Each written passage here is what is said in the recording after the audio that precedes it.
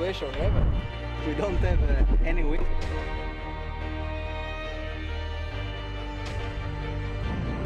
Abu Dhabi here. It's quite busy on the radio.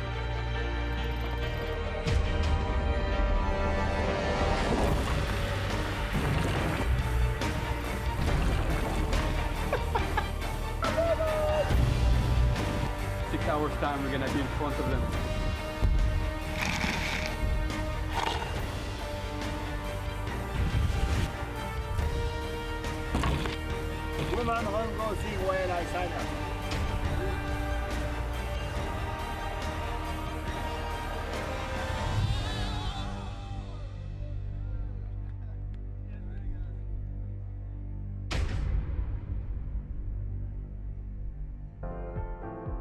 Welcome to Sanya and the Volvo Ocean Race 2014-15. Today is the start of leg 4 that will take the sailors on a 5,000-mile journey to Auckland, New Zealand, as we say goodbye to China and a race village packed with well-wishers. The sailors have been preparing themselves for the expected strong winds waiting just outside the shelter of the dock. Yesterday saw the Volvo fleet racing in Yowlong Bay for the Team Vestas Wind import race Sanya. Shifty conditions dominated the racing, but Dongfeng made the wind shifts work a little more in their favour, and after an exciting 3 laps, the Chinese boat took the win here in Sanya. I'm Niall Myan, and joining me for commentary today, an America's Cup sailor, 4-time Volvo racer, and now Team SCA shore manager, Richard Mason. Now, Richard, a difficult leg ahead? Well, a very difficult day ahead. We're going to see the import race that we saw yesterday. Absolutely brilliant. I was still shaking for an hour afterwards yesterday, and I wasn't even on the boat. Awesome. And then we've got to go across the Sanya Bay here to the Buddha. It's around about 40 miles, expecting big transition zones there, so that means we could see big lead changes. And then coming back across here and into the South China Sea, which current forecast has wave heights of over 4 metres, 25 to 35 knots of wind, and the pusher's going to have to be very careful.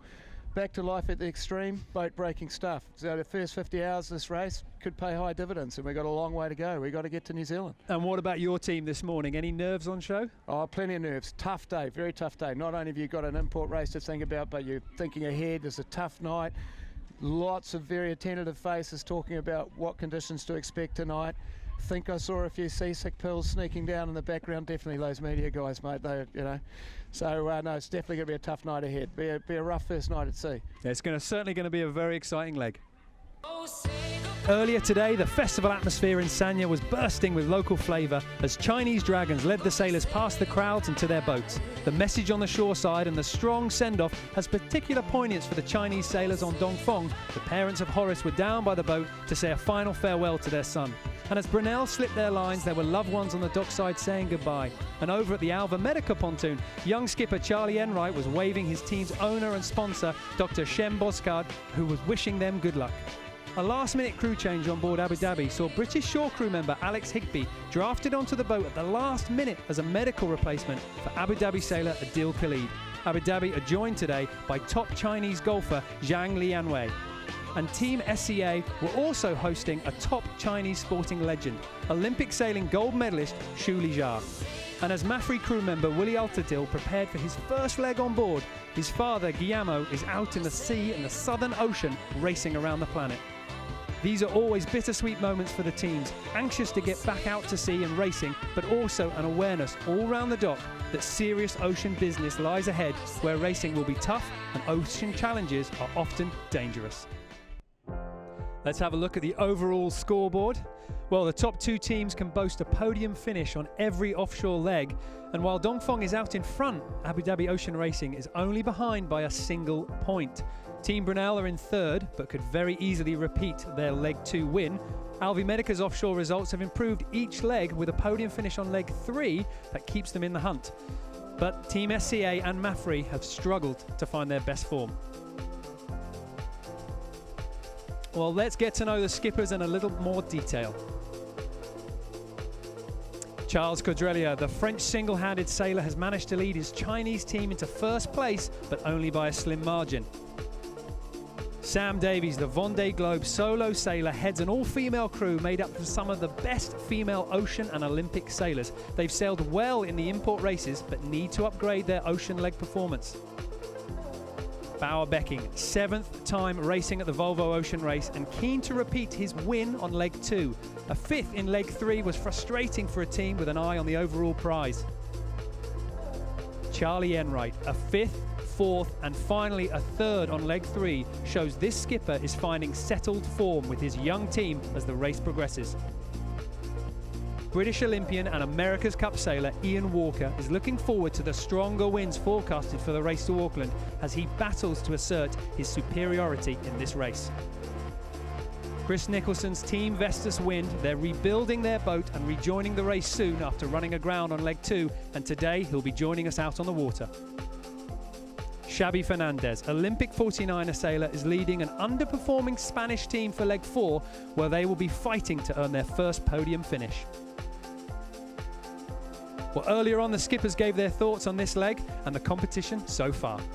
Welcome to the skippers press conference here in Sanya. When we leave Hainan, I think we will sail into building winds and building seas. It's normally pretty bumpy. Remember from past experience in the Straits of Luzon, so I'm sure we'll encounter some difficult conditions, and one of the decisions you always have to make is how hard you push when it gets rough. We're working as much as we can to try and stay with the fleet for as long as possible. I think we've made some improvements, and I think just thanks to being able to sail within sight of the other boats, we're learning a lot quicker, so we've been trying and trying. Our result in the last leg was a culmination of a lot of different things. But I think more than anything in the second half of the leg especially, we sailed the boat more confidently from a tactical and positioning standpoint.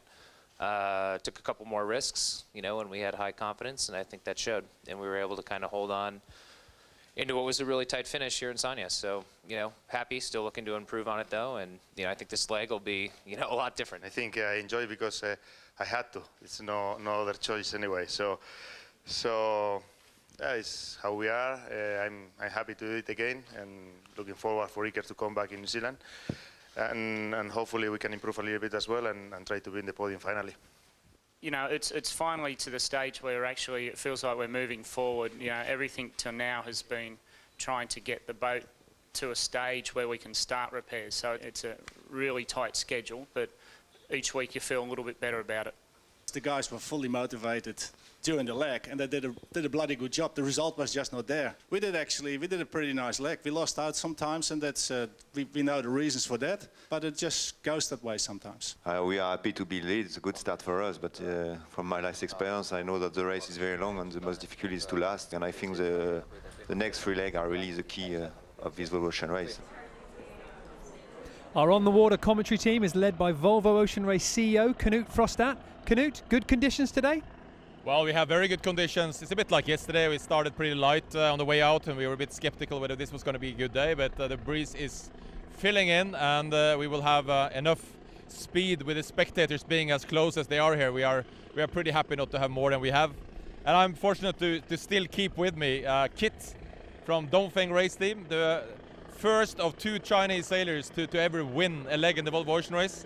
And Kit, you have been training here in Sanya. What do you think about today? What does the day look like? Today it just looks a bit lighter compared to yesterday, but pretty much the same condition, and the wind will change a lot. And yeah, we're really interesting today. It's quite complicated to choose left or right, but. And one big topic we're going to discuss later in the program is why is Dongfeng Race Team winning? And Kit has promised me to tell some of the secrets in the campaign about why they're fast, they win, and why they've been doing so well. So we're looking forward to come back to you, Kit, and hear more from the inside story on Dongfeng Race Team. And then we also have Chris Nicholson here, the skipper of Team Vestas Win. And Chris, back again on the water, now to wave them goodbye. Yeah, exactly. And it'll be a hard night tonight watching the fleet go, but good breeze today for them, and and now they do. It's almost like an import race for them before they get to go offshore. Exactly, and Chris was doing this leg obviously last race as skipper on camper, and this was a very special start last time, Chris. Yeah, like we had like quite a big light air transition down near the temple, and basically the boat's parked up, and Puma was actually left almost hours behind the rest of the fleet, and it's you know, that's where it proves that you've got to be, you know, on your game from start to finish. Exactly, because when you leave the south tip of Hainan Island, then it's out in big seas, big upwind conditions, tough conditions for at least 2-3 days. So you need to get out there first. Yeah, and you can imagine, you know, like all the guys on board would have a certain amount of nerves, knowing what they're going into. It's not going to be pleasant, but they're up for it. Great, Chris. Well, back to you guys in the studio. Well, thanks, Canute. Now, as with every offshore leg, we start with a lap-style race just outside the harbour. Let's take a little look at the course for this import section. So there you can see the start line, the white line at the bottom of your screen. It's going to be a downwind start. It'll be 2 laps. You're heading downwind to the gate, back up to the top. That'll be the first lap, back down to the gate. You can go around either of the 2 marks, up to the top, and then head towards the harbour and round a passing mark. From there, the boats head out to the 108-metre tall Ganyin statue, round that statue very close to the shore, and then head out to the South China Sea and on to Auckland. So it's going to be a very interesting leg here, Richard. Talk us through the weather for the first little bit and how this leg is going to shape up. Well, first of all, you've got to deal with the tricky light conditions in the Sanya Bay itself. And then as you exit out from Sanya and Hainan Island, you come into this funnel of wind that comes down out of the Siberian High. It comes down the South China Sea. Very rough conditions, adverse currents, 600 miles to the north of the Philippines there. You can see it on the left of your screen. Really boat-breaking stuff there. You've got to be very careful. It's going to be upwind, big seaway, and as you exit out across there, you're heading into the South Pacific there. As you can see up on the right-hand side of the screen is actually it's cyclone season up there, tropical depressions. Then you're going to come across and you're going to have to leave the Solomons and then figure out how you come down, wiggle your way through past Noumea. Then you're going to start looking into sort of more of a long port tack into God's own Aotearoa, New Zealand. Couldn't be a better place to finish a yacht race. Okay, well, let's take a look at the current weather conditions that we've got out on the course. It's a northeasterly breeze. It's a little bit lighter than yesterday, but of course, what we're seeing out here, as we've been looking at the racing area, this breeze does change direction and strength. So again, it's going to be a very testing day for the tacticians. Oh, absolutely. I think we're looking at a carbon copy of yesterday, which is the breeze is swinging quite heavily from left to right. It's not going to be that obvious for them as they come into the start line, so they're really going to have to adapt to see what they're seeing on the water. It's, again, heads out of the boat stuff. And it's going to be like that all the way across the bay to the Buddha. It's going to be really tough. Well, there you can see the position of Hainan Island and Sanya on the south shore. And as we zoom in, the key thing to look out for here, the harbour on the right-hand side of your screen, those tall mountains just to the south of the city. There they are in the middle of your screen. That's what's playing havoc with the breeze. As the wind whistles around those mountains, it can come around either side and you get the breeze almost fighting with itself to try and dominate the racecourse area. Yeah, absolutely. You sort of got like a little funnel going down between the 2 peaks, and then each one has a component where it grabs hold of the breeze and bends it round. Well, there is the racecourse area in front of you. Alvi Medica just sailing through what will be the start line. On the top of your screen, you can see the white catamaran. That is the race control boat. On the bottom of your screen, just in front of Team Brunel, the white square buoy. That's the pin end of the line. Remember, this start, a downwind start. Yeah, downwind start, and something we didn't know up here yesterday was that some of the boats actually picked up some craypots out there. 2 boats actually, so it created quite a lot of havoc. So a very tricky start line area to manoeuvring in. Not a lot of navigable water either. It's quite shallow, so you've got to be very careful where you're manoeuvring, and you're quite tied up on your ley lines to come in there. So it's it's trying to like drive around in a very small car park. So there we go. That's the starting area. We're inside 40 seconds, and it's a bit of an odd picture at the moment. There isn't too much agreement among the fleet as the best way to approach this line. Alvi Medica, Team Brunel, still going upwind, while the other boats already lining up for their charge onto the line. Abu Dhabi Ocean Racing, Team SEA and Mafre all now onto their final approach on the line. Team Brunel and Alvi Medica coming down hard. They're a little bit late for the line. Team SEA and Mafre leading the charge to the start line, and it looks to be a very strong start from the Spanish boat Mafre. Nice start from Team SEA as well. They're really on the money there. being a proud team member here. It looks great. Fantastic. Interesting, they've all gone for that looking down, left-hand side, left-hand of our screens, and I tend to agree with their thinking out there. Good pressure out to the side, right-hand side of the racetrack looking pretty light at the moment. We can see on the screen the left-hand side, Mafre just struggling to get the best out of their A3. Abu Dhabi Ocean Racing as well, just slightly under trimming their sail. And of course, as the boats jostle for position off the line, the winds, the effects, it's so difficult to trim. Yeah, crucial times here, crucial times. You've got to keep on edging ahead because out the back of all these spinnakers comes dirty air. So the minute you fall back into it, they're going to stretch out ahead of you. You almost got to jibe out. So then you've got that decision, do I believe in this hard enough? Am I going to keep going this way? Or am I going to suck this bad air and suffer? Or have I just got to bite the bullet and jibe out of here and clear my air?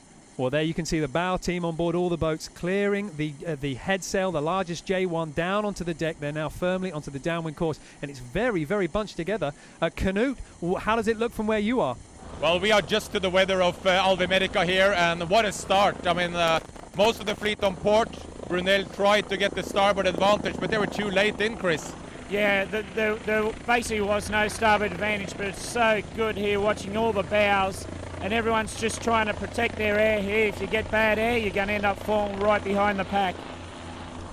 How did your team come out, Kit? Now we're not very perfect position, but we're now on the right-hand side of the fleet, and then yeah, we will have a really good potential to be on the front again. Yep. We'll see. Well, Canute, it's interesting looking at the picture at the moment. You alluded to it earlier. You said Dongfeng race team, they do like to go a little bit lower than the other teams. They've got that extra mode. And actually, as the fleet were sailing there, it looked like Dongfeng were going a little bit lower. There you can see the screen. Dongfeng on the right. Maybe they're just struggling to find a little bit of power at the moment. But earlier on, it looked like they were going a little low. Out in the lead, Mafre, Team SEA and Alvimedica locked into a battle. Yeah, interesting here. The course is a little bit biased, which means that you're going to be on one of your jibes for longer. Port jibe, definitely the long one from where we're viewing this at the moment. So I'd say right now, if any sort of header, which means the bows come down away from the wind, they could actually lay into the bottom mark. So this is the long one. Even more crucial with your boat positioning and how you manage those bad air coming off the other boats. It'll be very interesting to see whether Dongfeng's just sailed themselves into slightly different breeze, or indeed this is a decision that they're making. They're going to get onto the low course, and somehow that's going to pay off for them tactically at the bottom mark. Doesn't look like a conscious decision to me. It looks a bit tough at the moment. There could be a bit of tension on board there, I think, right now. But a tough one, you know. That's we're seeing the breeze sort of shifting right, and as you can see now, more pressure pushing the bows down toward the marks. Abu Dhabi starting to look pretty strong there at the moment. Abu Dhabi certainly on the charge now, coming out from the shadow of Mafre, pushing out in front. Just behind them, Team SEA. It looks like we've got three boats, Mafre, Abu Dhabi Ocean Racing and Team SEA, all locked into that potential first place. Team Brunel, bow becking at the helm. Just got to find a way through this pack, and of course they're all going to condense by the time we get to the bottom. Absolutely crucial times here, because if Abu Dhabi Ocean Racing and SEA can hold their lines in, and the more weather 3 boats have to jibe down, that's going to be very expensive. So really right now Ian and Sam will be playing a game of, we want to go forward but get gauge to leeward. We want to be coming down onto our ley lines into those bottom marks. If they can get in there, it'll be a clean fill around the left hand mark, heading back up to the top. But of course, don't forget, any of the boats that are caught a little bit higher and do have to jibe to go into this mark do come in on starboard. They do. So as a tactician, you're going to have to be playing all these moves out in your head, trying to work out what's best. There you can see Bouwbekking, Team Brunel, the Dutch boat, following Alvimedica, and then in front of them, Mafre. And Alvimedica look like they've just closed up that distance. Abu Dhabi Ocean Racing, double Olympic medalist Ian Walker, starting to creep up. They're starting to condense a little bit here with Mafre. Now, is this Mafre coming down or Abu Dhabi coming up? I'm not sure. I think what's happened there is there's actually been even more shifts. So the boats are definitely not going to be laying down. They're all going to have to jibe. So I think what Abu Dhabi Ocean Racing will be trying to do is to get forward on them and defend their position. So it's all about moving forward at the moment. Okay, there is Mafre there in the middle of your screen, just trying to make the best of the wind. They're going to have a really difficult decision here. Do you try and attack with Abu Dhabi's charge, or do you try and defend Alvimedica that are right on your stern? Interesting rule situation coming as well. We're all on port tack at the moment, so it means when the boats jibe, as they turn, they become the right-of-way boats. So, but you've got to be careful about jibing in the other guy's water. So, It's going to be very tight down here. Hetzel going up on Team SCA. Of course, there's a jibe and a fill that has to be completed. Abu Dhabi Ocean Racing going for a jibe now. So Abu Dhabi Ocean Racing obviously confident about their position on the race course. They feel like they've held the others out because, like you were saying, you can't just turn on a whim. You can't just crash into another boat. You've got to give them fair warning. Abu Dhabi now thinking, right, we've sailed them off the course. They've done their jibe over. Mafre now getting ready to do their turn. Team SCA really closed that distance down on them as well. Now you can see on board Mafre some, in the background actually, some sails starting to go up in some other boats. So a bit of a split decision about when to get ready for this drop. Yeah, exactly. And of course, if you've got a jib up, there is a risk for the jibe. So they'll be talking about do they just jibe, fill during the jibe and then go in the 2 sails, or do you risk having the 2 up? So it's plenty going to be happening in the last 30 seconds. And there goes SCA. Some great racing from Team SCA and Alvi Medica. Both boats establishing a slight overlap inside Mafre, and Mafre now they're in the lead, but they haven't got control of their own tactics. Now we're going to see some. Oh, Abu Dhabi and Dongfeng. Abu Dhabi Ocean Racing protesting Dongfeng. That'll be for jibing in their water, I'm sure. We didn't see that exactly, but no, let's see what the on the water. Green flag. Green flag. So no penalty for that incident. The jury deciding that no boat infringed. Abu Dhabi Ocean Racing, as you can see on the track, they came up. They forced Dongfeng race team up in a big luffing manoeuvre, and clearly they felt, well, Dongfeng didn't keep clear. No, exactly. And now what they're trying to do here is relieve more pressure on them and control their jibe. Slow jibe going on here. Ian's really just trying to hold them out, and also he's trying to clear a spinnaker around there. Plenty of action coming in on the other side of the racetrack too as we start approaching home. Well, let's see if we can get a replay on the virtual of that instance. There is Abu Dhabi Ocean Racing coming in on the right-hand side on starboard tack. That's the right of way.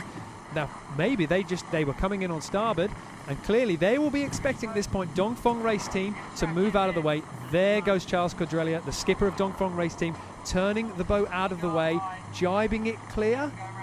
But Abu Dhabi Ocean Racing deciding, well, they obviously didn't fully clear in time. They didn't jibe early enough, or they didn't head up early enough. So that was an interesting moment there. But the jury deciding no penalty. Here we go. A little bit of a twist on Team SCA there. That looks a bit troublesome. Oh dear, that could be trouble. Big twist on board Team SCA, and we're only moments away from going around the bottom marks. So they haven't got a lot of distance to sort that out. We saw this yesterday with some of the teams. If you get a problem at the Leeward mark and you have to sail beyond it, really costs you. It's all on here at the bottom of the course. Abu Dhabi Ocean Racing and Dongfeng race team refusing to let each other go. Dongfeng race team closed up into the bow just ahead of those 2 boats poking out in front. Alvi Medica now about to round the bottom mark.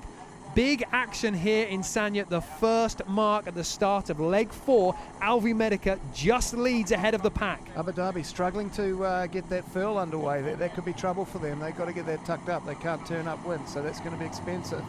A split. You have to say Dongfeng race team certainly came out of that battle better. They got their sail underway. They've now turned round the mark. You know, they survived that bout. Whereas Abu Dhabi Ocean Racing, you can see on the right-hand side of your screen how far past that yellow mark they've had to sail. That was all to do with that spinnaker. Well, it was, and at some point you've got to say, how much am I going to tangle with these other boats? How much am I just going to keep it clean and get around this mark? And at some point you've got to give up. Looks like Team SCA managed to get that A3 tied away and back down on the deck. I hope that's ended up being a good fill, because we don't want to see a twist at the top. And of course, that battle with Abu Dhabi and Dongfeng has played nicely for teams like Brunel and Team SCA. Slowed the pack up a little bit. They've slipped inside. So it's now Abu Dhabi out the back chasing. Let's just not forget that the intensity they're racing in out here at the moment, they've got 25 days to go. They're going to be up all night. Well, unbelievable. It was very interesting as we see the split here at the moment. Dongfeng race team on the left-hand side, followed by Team SCA, Alvi Medica heading out to the right. Canute, that looked like some serious action at the Leeward mark. Oh, they were amazing. I mean, but it's all about maneuvers. And Nico, who do you reckon did the best job there on the bottom? Dongfeng and Alvi Medica, but like it was anyone's bet going into it. Like at one stage, Mapfrey was the best position, but like it was really, I guess, a fluid situation. Boats going to either mark and splitting, and problems on several of the boats. But I mean, you would ask yourself, I mean, looking at this, they have 21 days minimum from here to New Zealand. Does it really matter? Why push so hard at this little race course? Well, I think we saw in the last leg, you know, like Dongfeng had a lead early on in the race and they never gave it up. So everyone's going to understand it doesn't matter. You may get a small break here, and that'll be enough for you to possibly even win the leg. Quite often that doesn't happen, but everyone's going as hard as they can just in case it's the difference between winning and losing. Abu Dhabi Ocean Racing just next to the commentary boat as they sail upwind, lost out of that leeward mark. Out in front, Dong Fong race team on the left-hand side, 100 metres now ahead of Team SCA. They look like they pulled out maybe an extra boat length there to get out. Canute, we're just wondering, how's Kit feel watching all of this? Kit, how do you feel? Watching your team there rounding in second place. That was a good recovery, wasn't it? Yeah, it's a really good catch up, and looks like the strategy will same as yesterday. So hopefully we can do the same results as yesterday. It looks pretty good right at the moment. Well, in the middle of your screen, Dong Fong race team there, now in front of the pack. But of course, Richard, as we saw yesterday, if you're on a different side of the course to your competitor and the wind doesn't go your way, you could lose everything. Oh, absolutely. Interesting times here too. You've got the Team SCA trying to hold up on the line of Darfong, not falling their bad one. Alpha Medica, you'll see they're bowed down on the tracks a little bit. They're trying to go forward. They're trying to close up that gap between Darfong, give a little bit of weather gauge away to move forward on them so that they're a little bit more even. So they're very close up on the ley lines, I'd say, the Alpha Medica at the moment. Going to be pretty interesting as they come into this top mark. Much more geographical effect. You know, the wind's going to be more shifty and more puffy as we get to the top end of the track. And remember, with Dong Fong's lead there, 100 metres, we saw 200 metres yesterday, suddenly just vanish to nothing as the wind shifts around. And as they sail up closer to the top of the course, those shifts are going to get bigger and more frequent. Absolutely, but you've got to wonder, how many of these Dong Fong guys, they must be in touch with something golden. That's you couldn't have written the script better for their arrival, the import race yesterday, and now this. Unbelievable. If these guys can leave here, leave their home port, you know, heading out to sea in the lead, they'll have won the leg here, they'll have won the import here, and they'll have won the import section. It will be impressive. However, we've got 2 laps ahead of us. Alvi Medica out on the far side of the course, Dong Fong race team out on the other side of the course. Those are the 2 boats vying for first. Behind them, a little bit more of a pack, Team SCA and Brunel, following Dong Fong race team and the Spanish team Mafre. Very nice to see Mafre in the hunt on this race. Absolutely, looking a bit tidier out there today. Probably just putting a little bit less pressure on themselves. You know, I'm sure their game plan was like, let's just get around the racetrack, keep it cool, don't break anything, don't do anything stupid. 5,000 miles to go. You know, you've always got that in the back of your head. You don't want to break a jib on a dagger board or something like that now. Long way to go. Now it's very interesting as we look at the virtual here. Even though Dong Fong race team, they're in front of Alvi Medica, but the big question will be, can Dong Fong race team lay that top mark? It almost looks like they're going to be able to reach those top marks without another tack. But if Alvi Medica, that you can see in the middle of your screen now, if they can lay the top of the course without tacking, and Dong Fong does have to tack, then it might go Alvi Medica's way. Yeah, and they're in a lot of pressure at the moment. You look at the angles at the moment now, they're well heeled, you know, they're flat water, they're definitely in their optimum upwind. They've got to be one of the quickest boats on the racetrack. Something else is important for these guys. No other boats around them right now, so they can just sail their own modes. You know, they're not trying to sail a little bit higher and spit the boat off the weather side off them. They're just full VMG upwind, going as fast as they can. Well, it's very interesting that this, of course, is the import section of this offshore leg, and we're worrying about boat to boat, but of course there are 25 days left before these boats can stop racing. Now, Canute, I'm just wondering, as we're trying to pick out who's going to be leading at the end of this leg, Alvi Medica or Dong Fong, where's your money? Well, I'm not allowed to have any opinions. I have to ask Chris Nicholson next to me here. What do you do, Chris? I'm going to put it on Alvi Medica. You know, there's good breeze on this side of the course, and I'm not sure about you guys, but it looks like they're actually going through the water a little faster up on this side of the track. But you know, and then there's nicely set up for the tack and set. So I think a bit more advantage to Alvi Medica. Well, that was Alvi Medica. And Kit, who's winning the first market? For sure, I will say Dong Fong race team, and it looks we're more close to the gate, to the left gates, and we don't have to do the tack. So Dong Fong do a pretty good job. From our position, it looks like Dong Feng is going to lay, and I think if they can lay, they will clearly make it. Well, thanks, Canute. That is going to be the big question as we get into the final section of this leg. We've got about a quarter of the leg left to go. Can they lay? Are they going to be able to stay in front, or is Alvi Medica going to overhaul Dongfeng? It's going to be very interesting because I'm just looking down at a few patches on the water here coming off. Boats are sailing quite different angles out there at the moment, so starting to get into this really shifty stuff. So from here on in, it's going to be really just shading the shift you've got. Look at SCA at the moment. They're really up there in a high mode. Big gust of wind coming through there. Yeah, there must be 15 degrees difference between them and Alpha Medica right now. So this is your heads out of the boat time. It's time to try and pick a few nice shifts, get the right side of a couple, and see if you can really just get that every little last metre out as you come into the top mark. Of course, on board now, tactician's talking about getting to the top mark. Pit guy, he's talking about, righto guys, time to set up. You know, he's talking about timing for getting which side they're going to hoist from. Dongfeng just starting to get their A3 up off the deck at the moment. Looks pretty early, but that's not early. You know, they're going to get it halfway up, tack over onto it, complete the hoist. It's all about saving it, making sure you got a good rounding. Look at this, all closing up on the screen. And it looks like Dongfeng race team are going to lay this top mark and manage to hold off the battle from Alvi Medica. Alvi Medica did a great job at that Leeward mark. They look like they're going to be secure in second, but they were just waiting out for that little shift that was going to punish Dongfeng. Somehow Dongfeng, gift of the gods, they managed to keep it on their side. Well, unbelievable, really. You think about how much further Alpha Medica have had to sail. Dongfeng have just laid all the way up, so lovely call by the boys. Obviously all the sailing around here in their training period's paying off. There you can see the bow team on board Dongfeng getting the A3 sail, the downwind sail, ready to go. It is early.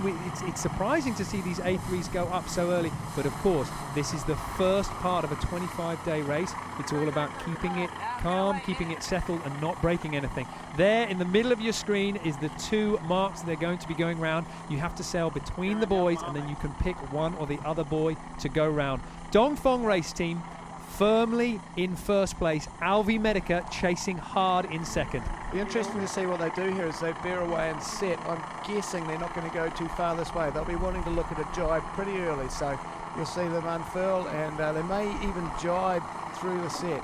Looks like that's what they're going for. Yeah, pretty safe call that. I'll be happy with that. So jibe set at the windward mark for Dongfeng race team to put them onto the best course to the downwind mark early on. Chasing behind Alvi Medica, Charlie Enright, the 30-year-old American skipper, hoping to overhaul Dongfeng before they can get too far ahead. Yeah, looking like SCA a little slow there at the moment. Not sure so we've got one more lap to go. Once more down to the bottom, back up to the top, then we go round the leaving mark just next to the harbour, a hitch out to the statue, and then all the way to Auckland. Over 5,000 miles to go. So some real action. I wouldn't have predicted that these boats would be fighting it out this hard. I'd almost say that they'd be taking it easy, but of course we've seen such close finishes, and there's Team Brunel in the middle of your picture, and Team Brunel on the last leg lost out by only 1 minute 40 seconds on the team ahead of them. So really close racing. There comes Team SCA up to the top of the course, still within fighting distance, but they're going to have to close up a few boat lengths. Yeah, it could be a little bit of pressure on there at the moment. Maybe they had a little trouble from that last fill. I don't see the A3 all the way up. There it goes, it's going up now, so guessing they're going to be looking at a jibe set as well as they get everything on the halyard locks and look to unfurl. Almost kind of the race officer to allow this course to be set slightly biased, just so people aren't having to do too many manoeuvres. They can save a bit of energy. Abu Dhabi Ocean Racing, that mistake at the bottom of the course costing them dearly, still in last place, but they're only a few metres behind Team SCA.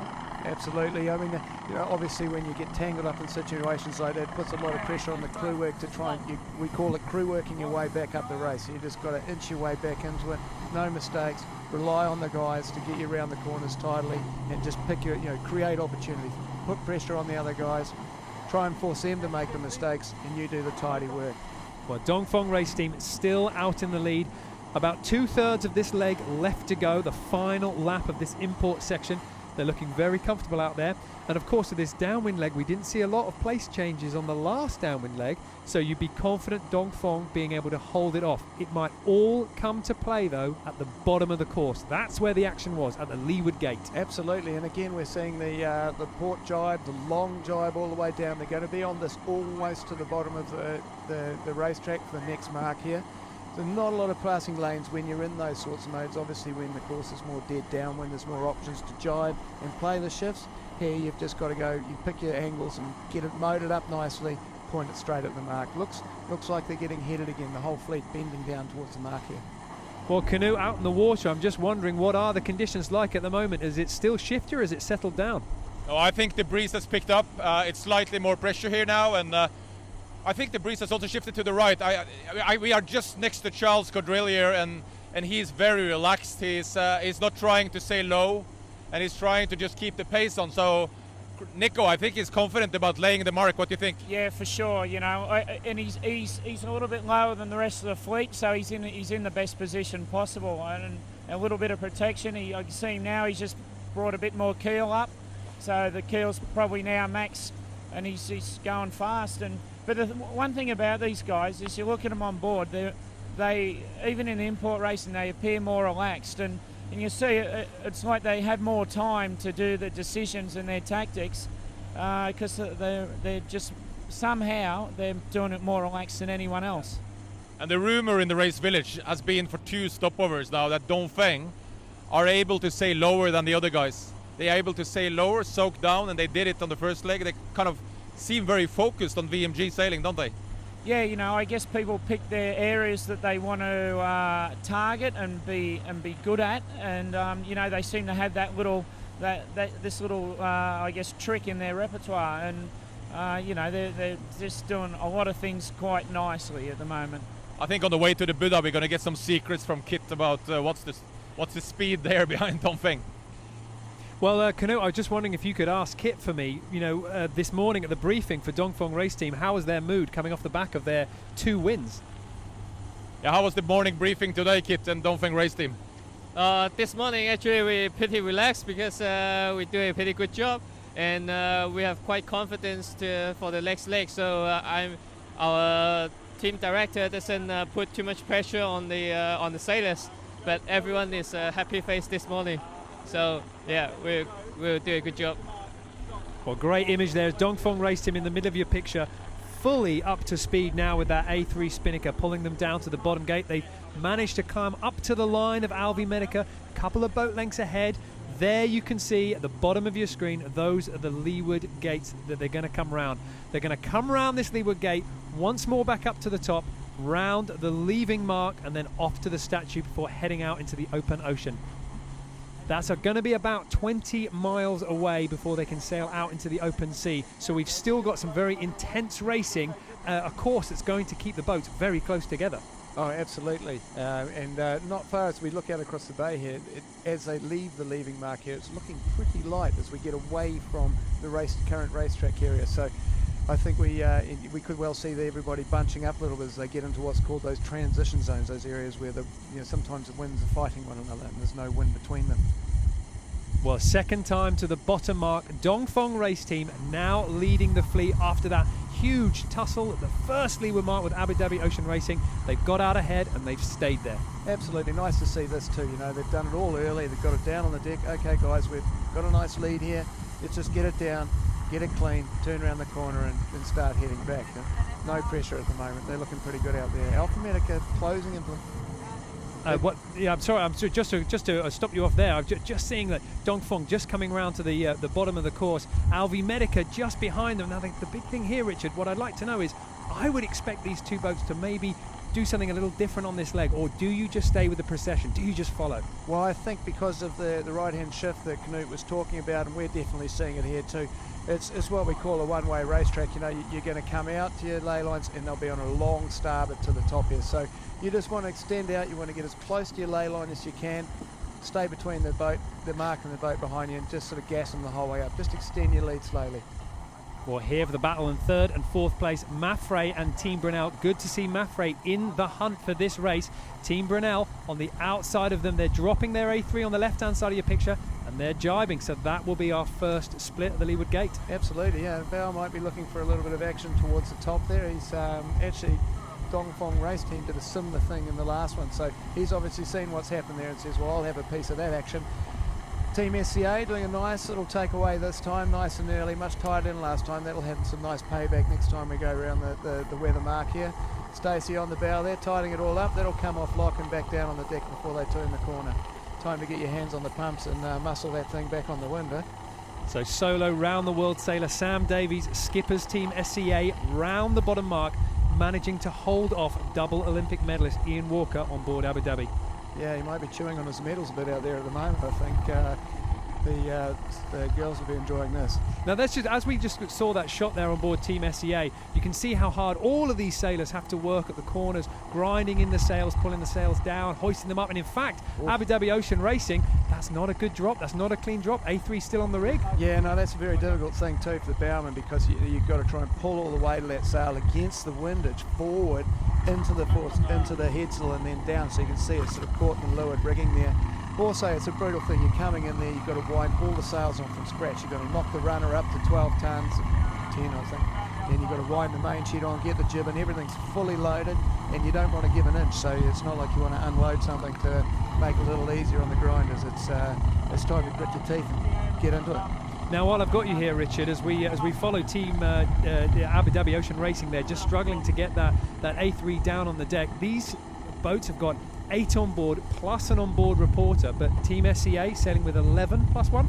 Yeah, and I think we're seeing that a little bit. And yesterday, tactically not brilliant, but very clean around the racetrack, and those extra hands make a big difference. And this is because it's an all-female boat, so just to equalise the amount of power and the physiological differences between male and female, Volvo Ocean Race decided you can sail with 11, and then it's an even playing field. Yeah, absolutely. But actually, I think some of the guys' teams have been almost complaining that it's not an even playing field, because we have those extra hands, and they wouldn't mind a few more themselves. Well, there's Dongfeng Race Team on the middle of your screen. Charles Caudrelia, the Frenchman, out in front. A lot of Figaro experience for this Frenchman, and some people have been wondering what is the secret for this team. And in fact, going into today, they've made 4 crew changes from their winning formula when they arrived here in Sanya, and changing half of your sailing team, that is a very bold decision. That is an extremely bold decision. It's going to either show one of two things: either you've got a few sick guys on board, which they haven't, or there's a lot of depth, and that they have a well-conceived plan for how to manage the entire race. And I think these guys have put a lot of time into training, and that's all coming together for them out there. And it's a bold move to be doing something like that. But also, maybe it's the style of sailor. There seems to be a swing towards the strength of the French sailing scene at the moment, and these Figaro sailors who, they're very complete sailors and individual. Well, Canoe, we're looking at the images here. Looks like the breeze is good. How does it look on the water? Well, the breeze is picking up all the time here. We were just talking about how fantastic conditions we have, because it's blue sky, 15 knots of breeze. People don't think about China as perfect sailing conditions, do they, Nico? But this is the second time we're here, and every time we've had really good conditions. Absolutely. The conditions for racing here are like second to none. It's like flat water and a few shifts, enough for the guys to have some lead changes. But again, we're seeing a lot of it's coming down to the mechanics of being able to get your A3 away and deploy it as fast as possible at the top mark. Yeah. Well, Dongfeng is looking very slick, and we are discussing here, are we really seeing a sort of new trend in the Volvo Ocean Race with the French taking over? We're not going to bash the Kiwis, Chris, but this race used to be completely dominated by Kiwis. When I started in this job in 2008, everyone said it was the Kiwi around the world race, and there was one French sailor, that was Sidney Gavinier. Now, last race was won by a French boat. Now there is French sailors on almost every boat, and there's, as far as I know, only 3 New Zealanders left on the fleet. As an Aussie, I guess you're sort of feeling pretty free to speak about this. Yeah, I can sit on the fence on this one, but it's interesting. You've got to look at the passion in France in regards to the sport in general of sailing, and it's for sure I think one of the most popular and keen nations in regards to sailing in the world, and it's reflecting. The more people participate, and their Figaro sailing, it suits them, as Richard said, it just suits them perfectly for this style of racing where you're multi-skilled and you bring all those skills together in one team, and they're a very, very formidable nation. And I heard yesterday from Mark Turner, who's managing the Dongfeng Race Team, that one of their ideas now is to take the best Chinese sailors from Dongfeng Race Team and put them into the Figaro fleet to make them even better all-round sailors. Yeah, and sitting back on the outside and watching the Dongfeng program, you see that there's a purpose and there's a plan to everything they do, and they're doing real training in regards to their Chinese sailors. It's great to see.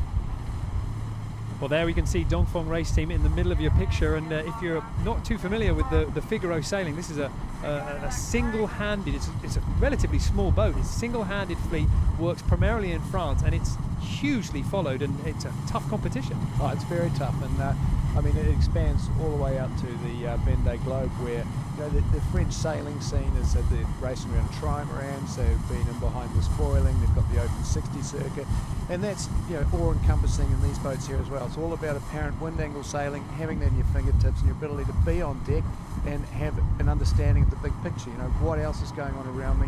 Where am I geographically? What's happening with the wind? How do I want to place myself the other boats? And of course, a lot of the top sailors, in fact, almost all of the top offshore sailors in France have come from the Figaro fleet. And Dongfeng Race Team, in fact, they've had almost all of their sailors today, apart from the 2 Chinese sailors on board and Martin Strongberg from Sweden. Everybody else has been in the Figaro fleet learning their stuff. Well, absolutely. Well, we have a couple of sailors on board Team SCA as well. Of course, Sam Davies has spent an enormous amount of time sailing in the Figaros and in the Open 60 fleets. Liz Wardley the same. Really, that's where they've learned their trade, and it's probably why they're such dominant team members within our group. They contribute an awful lot to what's going on on the water there.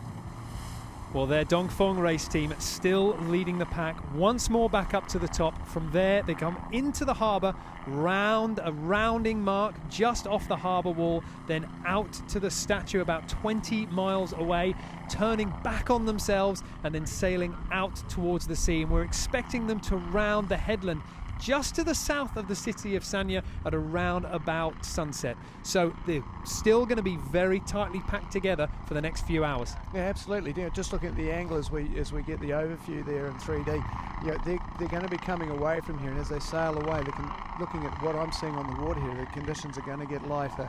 Dongfeng Race Team just coming to the top here. They're going to come over towards us now, very close into the marina.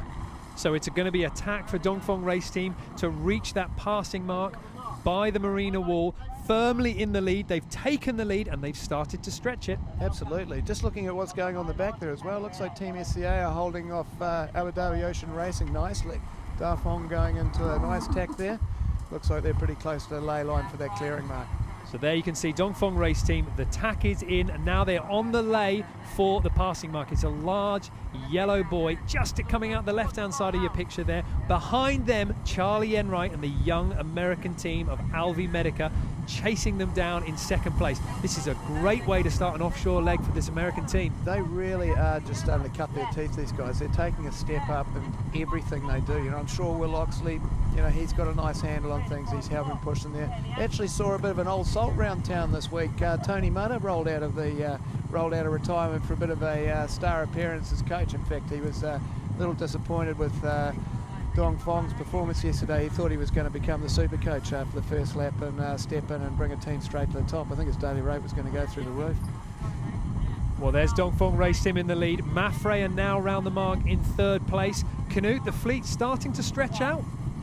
It's starting to stretch out, but what we know from the last race is when we had this little lap and we got down to the Buddha, which is just 14 nautical miles to the west of where we are. And on that way there was plenty of holes, no breeze, there was gusts, there was shifts, Nico, and we all remember that disaster, Puma sort of leading the fleet, getting completely parked up, everyone sailed around her, and they were left an hour behind everyone. Yeah, like you sit here now in 10 to 15 knots, flat water, and thinking like the conditions are great, but obviously we can't see what's down at the Buddha, and literally last time we had like 180 degree shift and then a complete shutdown, and Puma basically sat in it for hours while the rest of us sailed off. We're sitting here looking at the Dongfeng, which is just now rounding this mark close to all the public that is standing on the marina here. There's lots of people standing, waving flags and all kinds of things at the boats. And looking at the Dongfeng guys, I mean, everything just looks relaxed. It looks like they're out cruising. Yeah, it does, and it shows it obviously gives them a little bit more time for their tactical decisions, and that's where they made their gains yesterday, just by going the right way and keeping it calm. And it'd be interesting to hear the audio on board. I suspect they're probably a little quieter than most of the other teams at the moment. I know they had a bit of an English struggle there in the beginning on the team because the French were not, it wasn't their strongest thing, and the Chinese didn't. Maybe they speak less, maybe they just talk less.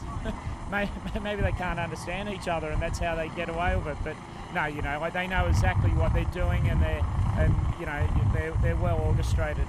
Well, let's ask someone who's sailed on board. Kit, how's the communication on board? Does Charles a quiet guy? Does he scream? Does he yell? Does he talk loud? Or what does he do? Yeah, basically, Xiao is sometimes we're yelling a lot, and sometimes it's really quiet. And but we know exactly what we are doing. So sometimes even they speaking French, we know what's the next maneuver. So for the Chinese, we just do what we have to do. So he speaks French when he gets upset, does he?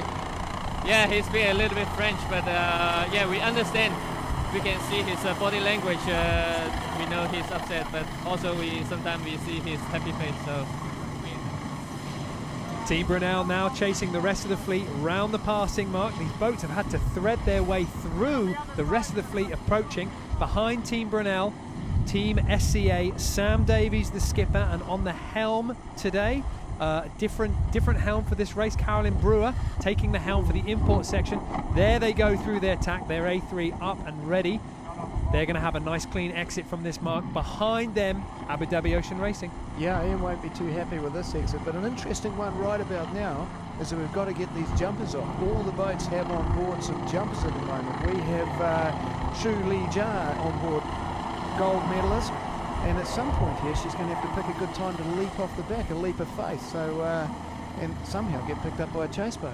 Well, I'm sure we might catch some images of some of the best jumps that we got. Some of the ones in Cape Town were pretty fantastic. There we can see Abu Dhabi Ocean Racing. They're going to be starting this leg behind. They're going to have to chase the whole of the fleet, and that's not what Ian Walker wanted to do with leg 4. Absolutely not. Now he'll be looking to regain that very quickly, I think. But now from here, I think that you've almost got the monkey off the back. You know, you've gone round. You haven't caused any unnecessary damage as you go around this import course. You're going to start stretching your legs out towards the Buddha. Very tricky though coming up here. I think what we're going to see is the boats accelerate out of here, and then possibly there'll be some compression. We've discussed transition zones, a couple of them within our navigation team this morning. Be interesting to see how those pan up. I think we could still see possibly a different boat leading out of here. Dongfeng race team out in the lead. You can see Charles Cordrelia at the back, getting their jumper ready to go. Walder Janu, the dumper on board Dongfeng race team. Swedish table tennis player. He's gone to 5 Olympic Games. He's got 6 European Championship titles under his name, so pretty impressive. I hope he's confident in the water, because here he goes. His feet got taken out from underneath him there, but there goes a life jacket. That's always a good sign. That water does look a little bit cold. Yeah, no, he's probably a little more uncomfortable in there than around the old ping pong. Well, there's the rib to pick him up. He doesn't have to swim all the way back to the harbour. No, that's all good. And I guess we'll see a couple of others come off the back. Interesting to see what's going on out here again. We've got Dongfeng going back out to the pressure side of the racetrack. SCA seem to be going into extending a little bit more on starboard here. So Alpha Medica, from where I'm sitting, could be a little bit lighter in that corner there. So, well, now we can start to see that this fleet can stretch out a little bit. The tight import racing style, that's gone out. Now we've got a slightly longer stretch down to the Buddha. And when do you make the transition to pure offshore sailing? Like, when do you get to your watch? Well, you probably won't get into your watch until tonight. Now, I think everyone's going to have to be pretty alert for the next 6 to 8 hours of sailing. Once you get your nose out into these more uncomfortable conditions, you'll be a little bit more on the wind. There'll be a long port tack. So I'm guessing at that point you'll start getting the stack up, tidying up down below, and having a chat about settling into life offshore, which is, first night's always a little bit tricky. Takes a day or two to settle down, but then the nerves disappear and you're into it. Well, there you can see Julie Jarre getting ready for her jump on board Team SCA. This is the radial Olympic gold medalist from China. That's a pretty impressive medal to get. There's lots of very, very well-founded sailing nations that haven't been able to get close to that for years. So this is by no means a unestablished sailor, and I'm sure they've been having chats to her, see if she might be interested in hopping on board for a while. A very confident jump as well from the high side of the boat, not heeling over too much, but I'm surprised they don't go off the leeward side, to be honest. Exactly. It's all about the show. Maybe a bit of show ponying going on there, little thing. Yeah, but if you win a gold medal at the Weymouth Olympics or the London Olympics, the chances are you're pretty confident in the game. And also, she was a competitive swimmer, so pretty at home in the water. Yeah, see, the coaches were quite keen to help her out of the water there. Okay, Dongfeng race team still out in the lead. The fleet starting to split. We've got Alvi Medica, Team SCA, Brunel, Abu Dhabi Ocean Racing, all out on the starboard jibe, heading over there. Team SCA now jibing over to come through. Canute, we're just wondering, how is it looking on the water? What's the feeling for the next few hours? Well, I think it's what we're seeing is that the breeze is getting more unstable. When we get it further down west here, we see more patches on the water, and already, I mean, the fleet is splitting big time here. But what do you reckon, Nico? I mean, look at Alvi Medica; they're going all the way in. They still have pressure, but is this the right move? Well, that's going to take a little while to play out, but I look at Dongfeng out there. You know, they've been in good breeze the whole way, but I'd say, you know, pretty soon these guys, they'd be having the binoculars up on deck. They'd be looking down the racetrack as much as they can, and then if they get in any doubt, they'll probably hoist the bowman up to the top of the mast so you can see a lot further what's going to happen down the track. We're just getting the last few jumpers coming on off Team Brunel. Still got a few more people to go. It's such a perfect opportunity to go and watch the racing. You get to ride out on these boats, jump off at the last minute and then get ferried in, and you're the last person that wishes these team the best. Very unique thing in the sport. You can't get in the hot seat of a Formula One car, can you? But you can get on the back of one of these boats and really get in a life-changing experience, I think. And, you know, the guys don't hold back because there's someone saying you're on board. The language is what it is. It's cutthroat and it's deadly out, and they really get a feel for it. Well, we're almost seeing a little bit of haze coming down the racecourse as they start sailing away from the commentary position. Maffrey on the left-hand side, but there in the middle of your screen is Bauer Becking's boat, Team Brunel, getting their pole ready to sail with that downwind sail braced on the back corner. And of course we don't see these parts of the boat being used for import competition, but offshore, Richard, it's little things like this that you start to use, and it's interesting that they're obviously deciding they're going to be settling into this course for a while. They're going to have to tune the boat for it. Absolutely. I mean, what that does is it actually pushes the sheeting angle of the sail away from the boat. It opens up the slot between the mainsail and the spinnaker, so really just lets more air come through there quicker, makes the sails more efficient. Interesting to see what's going on the racetrack here. We've got Dongfeng and Maffrey out lifted but in good breeze, and then out on the right here we've got Alpha Medica and I think it's Brunel, very headed. Actually Alpha Medica going for a jibe. Interesting to see how this is going to pan out. Oh, and very important to remember, they've got this just under 20 nautical mile race to the statue. From there though, they go out into the South China Sea and beyond. And what are you expecting to see these boats doing for the next 48 hours? What kind of course would you be taking? Well, it's going to be a real mix. It's very sea state dependent. Basically, as they leave the shore here, they're going to an accelerating breeze. The sea state's going to get worse, and what you'll be doing is sort of a balance. There are a couple of adverse current areas. That means that the current's against the wind and makes big, horrible sea states. You've got to make the decision. Am I going to put the bow down? Am I going to push through that? Or am I going to take it easy and not risk breaking the boat? And of course, your first big decision is going to be the next few hours. We've got sunset coming in a few hours' time, and they're going to have to navigate along the shore. And Canute, what kind of actions are you going to be expecting from the boat over the next few hours? Well, we think that Dongfeng has found more pressure, and the key thing is to stay in the pressure because it's very patchy. You have pretty big mountains here, and what we expect is that they will most likely head offshore after the Buddha. What do you think so, Nico? Yeah, I'd say so. You know, they're just going to be looking for the best pressure, but they're also going to have had, you know, it's interesting, most of the fleet's gone out into away from the shore at the moment, and you know, they'd have local weather observations. Normally, you know, you'd be in contact with somebody who's down the coast, so you'd have a clear picture of what you're going to expect in the, you know, the hours ahead. And the critical thing going back out east after the Buddha is how close to Sanya do you dare to be? Because if you really manage to cut it short, you save distance because you're going to be upwind east of Hainan. But if you get too close, you get parked up, obviously.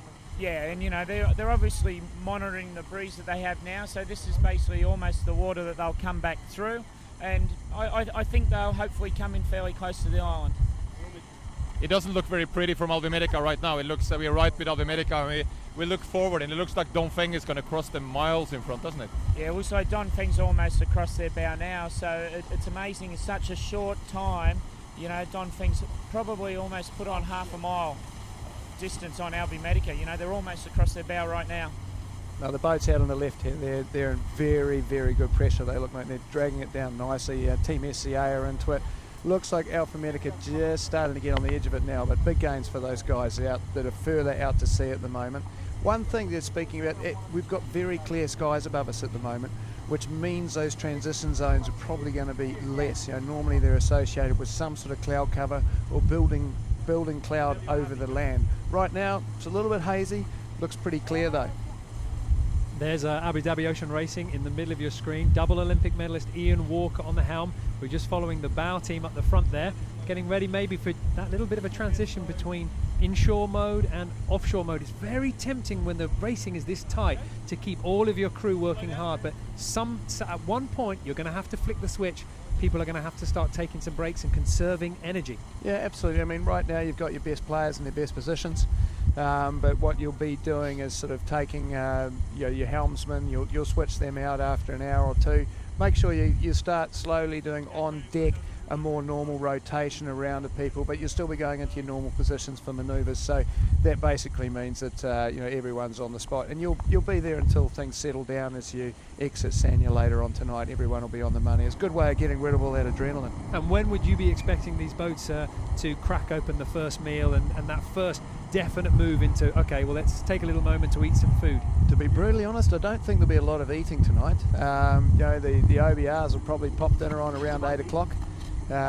Differs a bit with different boats, but you tend to eat at 6 and lunchtime, or 8, 10 and 2. But they'll be pretty rough out there tonight, and always the first night's nerves and what have you. So if you're eating something, it's probably more likely to be a bit of a power bar to keep you kicking along, and probably more about just getting a little bit of shut-eye. So Canute, we're just discussing here the possibility of these boats starting to change modes and start getting into their offshore mode. What kind of clues could we be looking out for that that's about to happen?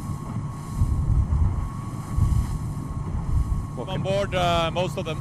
So that's one sign that they're settling in. But this is pretty much an inshore kind of sailing type still, isn't it? Before you get to the Buddha. I think they're going to be almost in their inshore mode as such until dark. That they need to.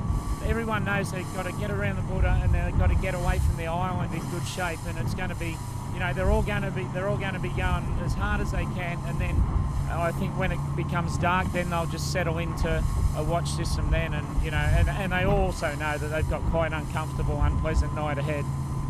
With the fact that Dongfeng race team have changed 4 crew members back and forth, and now they have Pascal Bidegori, assumed by most to be sort of the brain in the navigation nav desk. He's off the boat. If they keep winning now, I mean, what does it tell you? It tells you that they're very well planned and they're well organised. I don't think to the Dongfeng guys that any of this is a surprise. This has been their plan, and they're sticking with it. Well, let's have a little bit of a look at the weather and how that's going to shape up over the next few days. This is going to be a very important moment as we get onto this leg. What kind of decisions are going to need to be made? Oh, it's going to be a tough one, because you've got to deal with initially these conditions we've got now, a little bit lighter in the Sanya Bay. Then we're exiting out into the beginnings of the South China Sea. Big funnel effect coming down there, big breeze, couple of what we call a push, that's like a wave of wind that's going to come down, 25 knots, gusting 35, some adverse currents, and basically you're going to be in a varying sea states as you come across to the northern end of the Philippines. Now, you'll have to make a little decision there too. You're going to tag yourself up on the northern end, or you're going to have a crack at the southern end of Taiwan. Ship destroying area through there. And then you're exiting out of there, you're going to have to position yourself against these tropical lows and how they're developing, and they could help you. So some very big tactical decisions that need to be made from these navigators, and they're all given the same weather data that we all have. That picture that you saw there, that is the picture that they've been using to make their decisions over the next 24, 48 hours. Alvi Medica, there they are, they're quite settled. All the boats now, they're just starting to spread out a little bit, still with a good 10 miles to go before we get down to the Buddha statue, before they can round that final point and then head out into the sea. And at that point, they're going to start leaving the shelter of the southern end of the island, and they're going to start hitting some big waves. Absolutely, it'll be time for boots on. You know, at the moment they're all out there in shorts and t-shirts, and they're you know, they're going to be hot and sweaty and quite wet, and as they come out to sea, they're going to have to come off, do a rotation downstairs, put your mid layers on, get your boots on, get your weather gear on, get tucked up for the night. Probably start talking about, you know, how you're going to change gears, when you're going to change them. You know, you don't want to be going from the J1 to the J2 and 25 knots of wind. You can do just fine in 20 knots of wind, but you want to do it early so you haven't got your bowman up there and leaping off 3-metre waves trying to get a J1 off the front.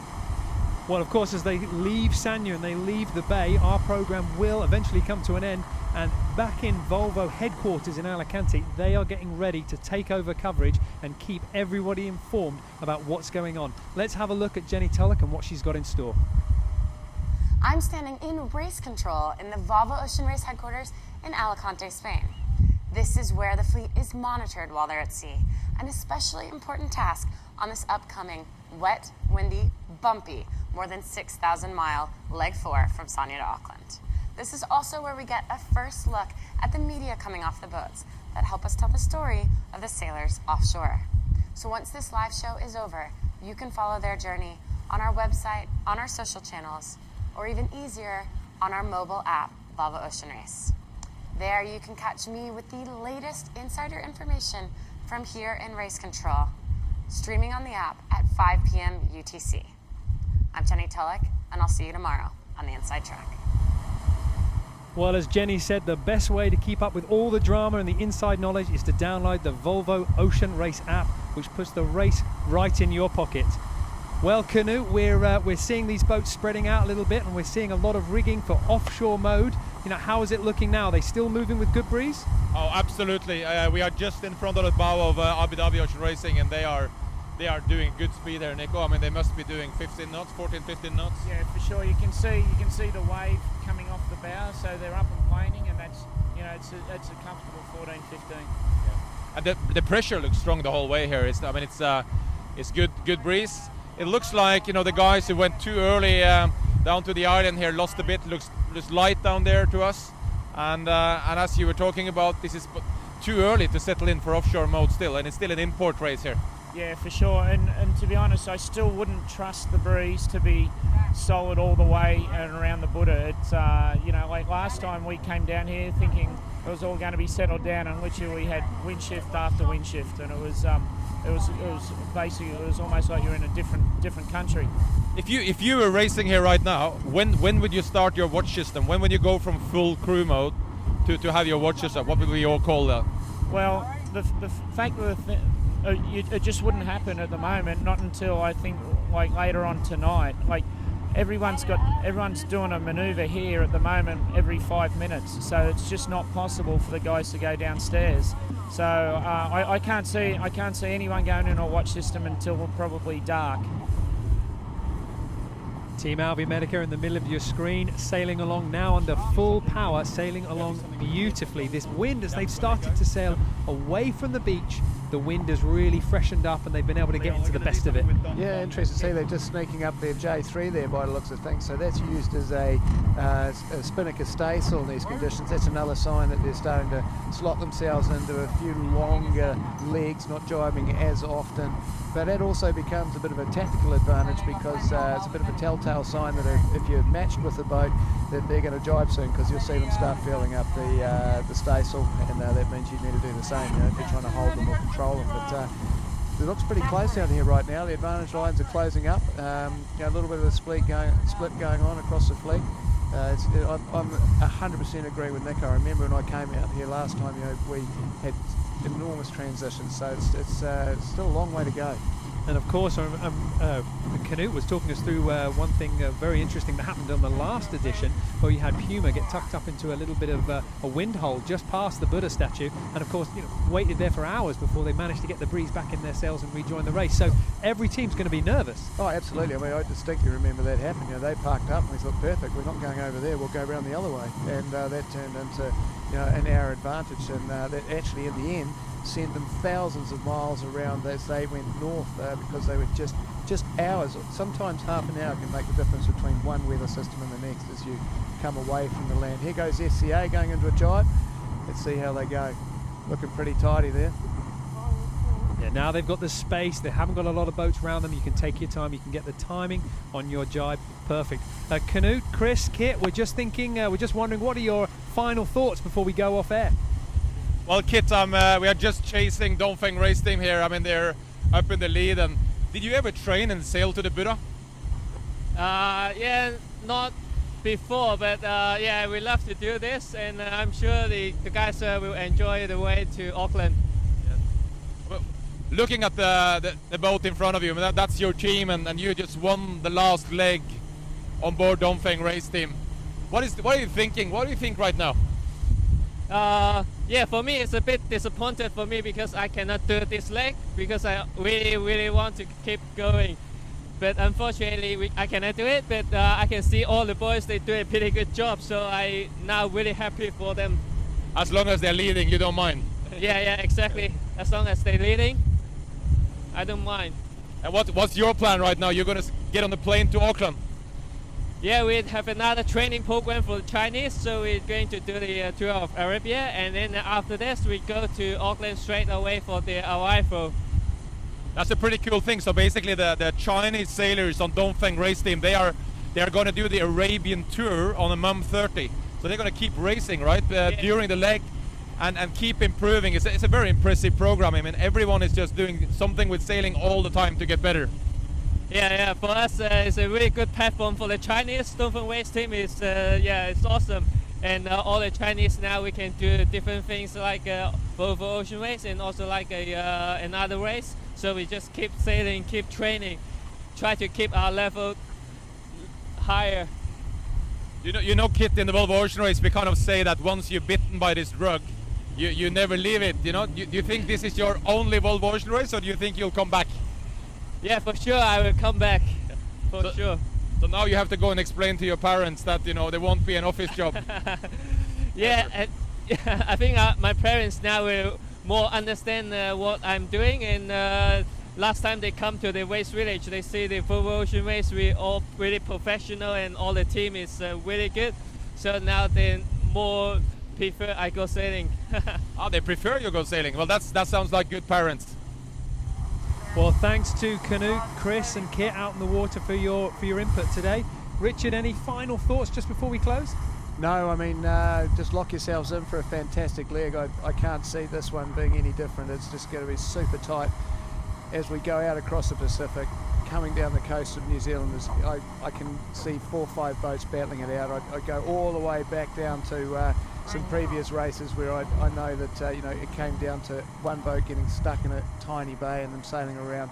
I think it's going to be a fantastic finish. It's going to be super close, and I look forward to being on the dock in Auckland, welcoming everyone in with some good solid Kiwi food, beer, everything that's great about New Zealand. I'm sure they'll be very well looked after down there.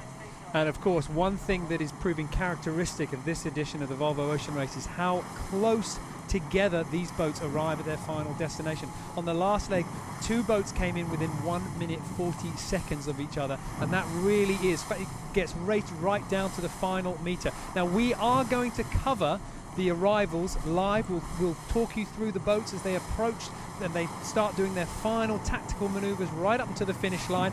They'll all be live on the VolvoOceanRace.com website. That's going to be in about 25 days time, depending on how the conditions go. So Team Brunel, Mafre now locked into a bit of a battle, but of course this fleet, they're all going to come back together by the time they get to that Buddha-Stata, and then out into the South China Sea and beyond to Auckland. where hopefully we're going to have a fantastic bit of weather to welcome them all into the fleet, and we're going to see a conclusion of some great racing.